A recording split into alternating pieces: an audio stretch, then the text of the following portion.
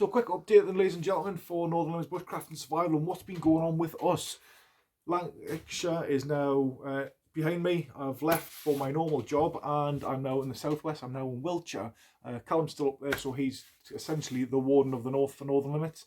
He's dealing with everything up there. We've got Paget down here in Somerset, and then obviously me in Wiltshire down here. So right next door to Hampshire, I'm in the southwest of England. I've lived here before and it's absolutely brilliant. I'll absolutely love it here. I'm now in the workshop, so I'm in a property where I've got lots of rooms. So I've now created the Northern Limits workshop.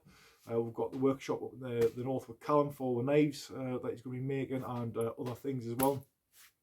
So what's going to be happening with us? The website is still up, however it's not been updated. We will get that done as soon as we can, once we've all sort of like sat down as a team and got together. At the time of this filming, it is the week before Easter Sunday. So this weekend I'm going out with Padge. Going to go and do a survival run, dual survival style. And then that's pretty much it then, ladies and gentlemen. That's sort of like update what's going on. The Etsy shop is still not up yet. We've taken it down while we're transitioning down here, and you know, one reason why we won't be able to get waters out in time, so I've just shut it down for now. But I will be putting it back up there. The website, like I mentioned, needs to be updated while we get all the courses. We're still working with Spirit Adventure as well, and then we've got some great things ahead of us. Great things. Keep tuned. Thank you very much for everybody and their support to Northern Limits over these past 2.5 years.